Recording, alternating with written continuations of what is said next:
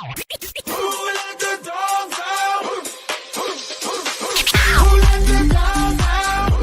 Who let the dogs out? Who let the dogs out? Who let the dogs out?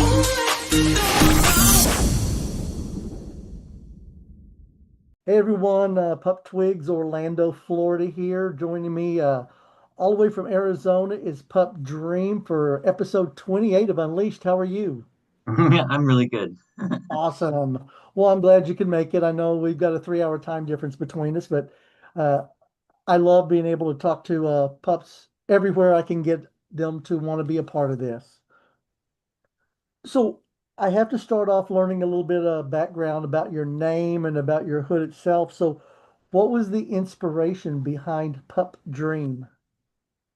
So I have to kind of go back a little bit to 2016 when I lived in Wisconsin and I started exploring play a little bit. A friend convinced me to compete for Mr. Wisconsin Leather, and I knew I wasn't gonna like place or anything, and I really wasn't like super integrated into the leather community, but I was like, this is actually an opportunity for me to kind of see what kind of pageant stuff is like, and so I did it for the experience, wholeheartedly the experience, and I went by a different pup name back then. It was like Pup Timmy at the time. And then that passed and like I kind of started to like really align and look into pup play stuff. And I've always felt like pup play like really aligned with my character who I was inside. Mhm. So it really didn't start out super sexual alignment. And start out that way. And for a while it was Pup Lost and I kind of had wandered away from the pup stuff for a little while. And a like a year and a half ago, maybe or so, I believe it was a year ago, December, I was kind of lured out by the local pups who come to play hockey with me in my Oh, queer hockey league that I organize. And I saw what they were doing, and I was like, "This is amazing!" I went out and I dove right into it. And when it came to the name Dream, I I have to tell you that I'm a recovering drug addict. So I don't use drugs anymore. I don't drink anymore. I don't even do poppers. Just maybe nicotine, and that's about it right now. But the life that I've lived in every year now for the last 8 years, at the time it was, I believe, 6 or 7. I feel like I'm living a dream compared to what my life was like before. Just all the things I get to experience and the relationship I have now and the friends I have, like it just feels like when I wake up, like I'm living a dream. And so some of my catchphrases are, chase those dreams and navigate those nightmares. oh, awesome. I love that story. Thank you. So, is there any significance to the colors that you have chosen for your pup hood? So this is I'm not super proud of how I came to be with the colors, and I'll tell you why. I just happen to have a lot of red, white, and blue underwear that was really cute. Okay. So like I was just like, okay, I can work this into it was just kind of like what I had. And I was like, okay, I can really work this into, the colors I liked, and I really liked the color blend. It's not really any kind of sign of patriotism, and it's really not it's really hard to like design outfits or to get stuff to like really push away from like stars and stripes type stuff. Yeah. But the colors, there's actually 4 colors, so it's red, white, black, and blue. So black is definitely a part of the color, and I try to incorporate it in all of my stuff. And for a while, I had a good dream. Like I just had dream, and I also had bad dream, which was red and black. But I've phased out bad dream because a friend of mine was like, "Well, what about nightmare?" And I was like, "Fuck, that's a missed opportunity." And I realized, well, it's never too late. Yeah. So I also have nightmare, who's black, and I sometimes incorporate a little bit of red into it. But I didn't really also realize that the puck flag is the exact same colors. Oh, you're So right. yeah, so I mean, it kind of just I don't know. I just really like the color blend, and I also thought it was very unique. I didn't see too many. I've started to, when I started growing on social media and I like my pup Insta is all pups. Um, I started to kind of see some of them out there and I get excited when I see them. It's not like, oh, somebody has my colors. Like to me, it's like, oh, yay, somebody has my colors. And Yes. so that's exciting. But yeah, so there's no super significance. They're not correlated to hanky code or anything like that. I just really Okay. like the color blend. Okay, and that's perfectly fine. I do like the color mixture that you have. So how long have you now been a pup? I have been back since it's probably been a year and a half that I've been back. Okay. But like I think about it and like at heart, like I've always been a dog person and I've always loved, the prolific good boy, whether it's, in the bedroom or at Hmm. work, if somebody's good job, like just the natural response to that. I've just always felt it in here and like having come back into the pup community and explored all of the outlets to that, it really just feels so comfortable to be a pup and explore that, just that simple space for me and it just aligns so well. Okay. Well, in that year and a half that you've been back, what have you found is the easiest part of being in the community? The easiest part, Yes. so I started I started to do things at other queer events like there's a gay camp event that Arizona does called Bartlett Bash. Hmm. Or even if I just go to a bar that I know is pet friendly, most of them around here are in Arizona. And I'll either have a hood on or I'll have like my hat with ears. And like when you see another pup, for me, when I see another pup, like I might be more of a social butterfly and it might be easier for me to just approach people. But I see another pup and it's like instantly comfort. I'm like, oh my gosh, they're pup. They like there's that in common already. And so to me, that always makes it feel a little more comfortable, a little more safe, and just it it's like a starting like a talking point to go up to somebody. Like maybe if I wasn't in pup gear and if I was just out somewhere, Hmm. um, I I probably don't have too big of a problem to talk to people, like to get to know them for the first time or try to introduce myself. But if they're pup, it's like I just get excited and I'm like, okay, I'm not the only one. Well, on the reverse side of that, what have you found has been more difficult being in the community? Hmm, difficult in pup.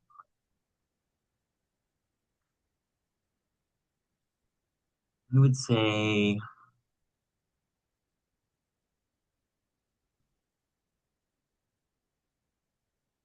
this question. And it's okay if you can't find anything difficult. That's great. uh, you know, um, I I never had friends like real adult friends. I had friends, right? I know Hmm. people and stuff like that, but like quality connections are something that are, if you don't tend to that part of your life, it can get away from you. Yeah. So having quality friends is great. And then, so I'm being out more, I'm being social more, I'm going out to events more. And in that, I this is probably kind of a sensitive topic for Arizona, but when the spaces that were made for you start to kind of not be a space that people want to be in and Hmm. people are feuding and you know regardless if any of the any of the like hearsay is true or not, um the difficult thing is when our spaces are kind of compromised and we're like, what do we do? We don't want to be involved. We don't want to be dragged into somebody else's stuff. It's so easy to get smeared online. And like for Yeah. me, I'm really diving into content creation.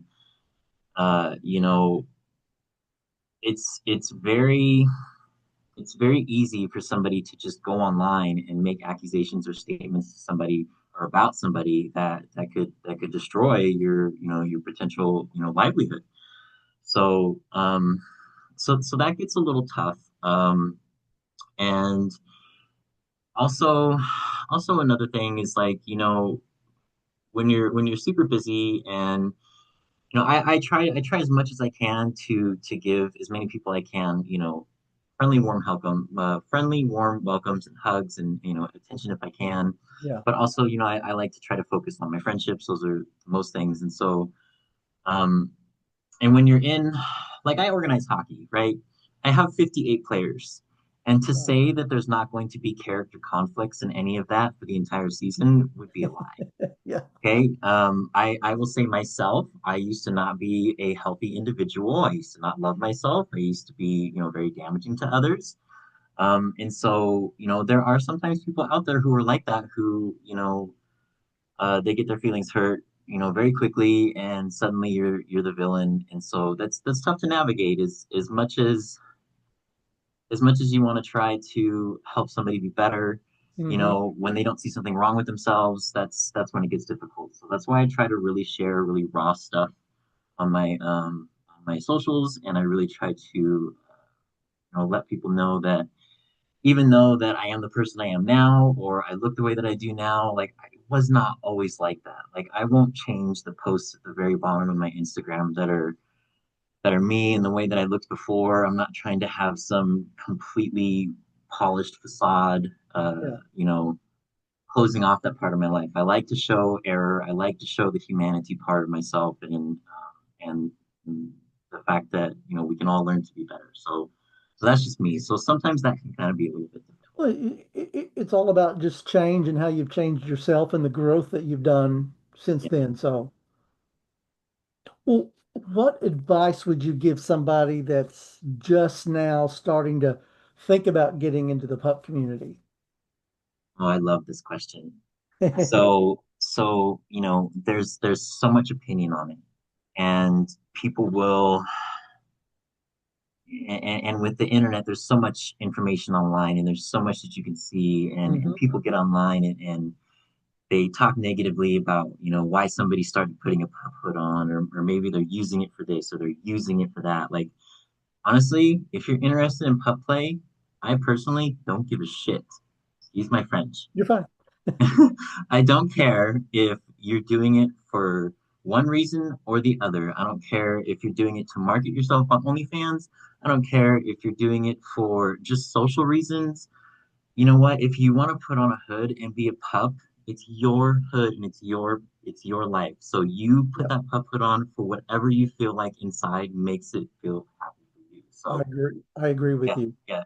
I don't care. I have no opinions on negativity. If somebody wants to wear a hood just because they want to go to a party and they don't want to be the only person with a pup hood, and maybe they don't identify as a pup and it makes them feel comfortable to do it, fucking do it. Yeah, Absolutely, because that's a gateway right there for them to kind of explore the space. And who knows, maybe they'll snowball into it even more and find out that they love it even more. So, like, just do it. You know what I mean? And be free and be happy, and come see what it's all about. yeah, that's the way it should be. So what inspired you to even want to be a pup when it all started for you? What was the inspiration behind it? So, like I said, the Mr. Wisconsin thing, leather pageant, it kind of wasn't like, oh, pup play, I'm interested in this. It was kind of like, hey, there's this thing, and I think you should do it. I'll help you out. And so, like, for me, there was like an experience in just that pageant for the leather community stuff, Hmm. right? And this is back in 2016, and maybe pup play has been along for a lot longer than that. I don't know too much of the history. I do know that we started in leather spaces, and when he kind of showed me the gear, I was definitely intrigued, and like I said, it just kind of felt like, yeah, like, I want to do this as a pup. It wasn't going to be me like, oh, I'm going to do this as a leather boy, because there really wasn't that. Yeah, Um, and so putting the gear on and playing with it, and getting my outfits, all together for it, it was it was interesting. And part of the gear he gave me was a tail plug. hmm very large tail plug for me at the time. And it came with some rigging, like some leather rigging. It was a Mr. S1 and it like holds the tail in. And there was three other contestants on stage and everybody else had show tails. Their tails were buckled to their belt.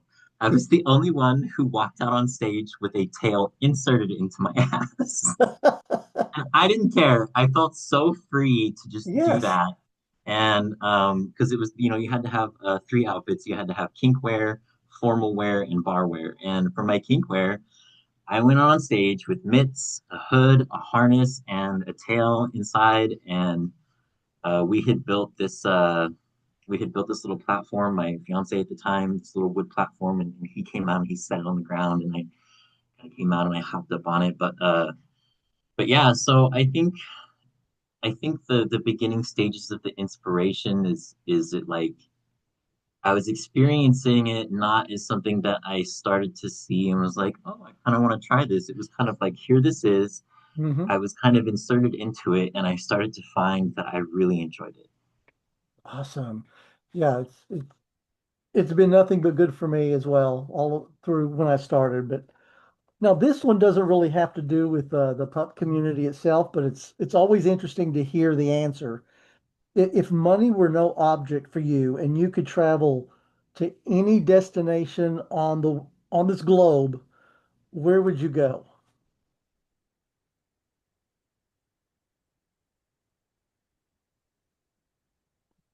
Well, I think so I have to like preface this one as well with I'm going to Europe for the first time in Oh, August for Folsom Berlin. oh gosh.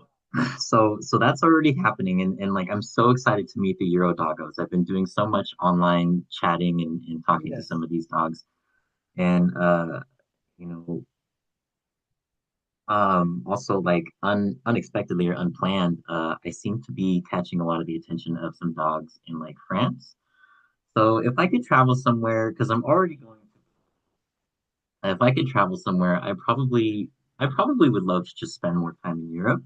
Hmm. Because there's a lot of dogs out there. Oh my gosh, and they're so adorable and so sweet. And you know, I think I would just love to spend more time in Europe and just kind of travel around and meet more dogs. I just get so excited. Yeah, Europe's a bucket list for me as well. So yeah, I totally get you on that one. Yeah. Well, if others wanted to reach out to you, social media wise, how's the best way for them to get in touch with you? I think my Instagram would probably be the best, Okay. and that's going to be underscore pup underscore dream. And I also have a DJ account, which is my nightmare account, and that's going to be DJ pup underscore nightmare. So that one's a smaller account. I've just started to learn how to DJ, and I like to mix hard techno, hard dance, a little bit of like I don't really know it. Hard techno, hard dance is like my main gig. I love it. My friends and I go to hard techno shows. I started to upload some music just last night of some like maybe more house tech, like dancing music. So Hmm. maybe if I'm doing more public gigs, the hard techno might not be. It might be a little too much for some people. So I'm trying to make sure that I stay, um, a little bit like uh diversified in the music that I play, and so I can be a little more apt to get different gigs and stuff like that. So, and yeah. Have you been to any music festivals?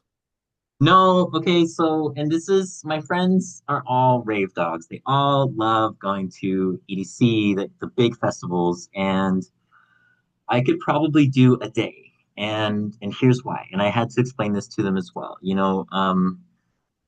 Even though, I'm a straight edge pup and I'm a good boy and I don't do chems anymore, I don't drink anymore, like I don't care that other people do. In fact, I go to raves locally and, people want to drink or they want to do their chems. Like I'm not saying like I want to promote that, but Right. I don't judge people for it, right? If they want to have fun and cut loose, like it's not for me to tell them who they are or even if they're an addict. That's not what I focus on. Like I'm only worried about me as far as that goes. Yes.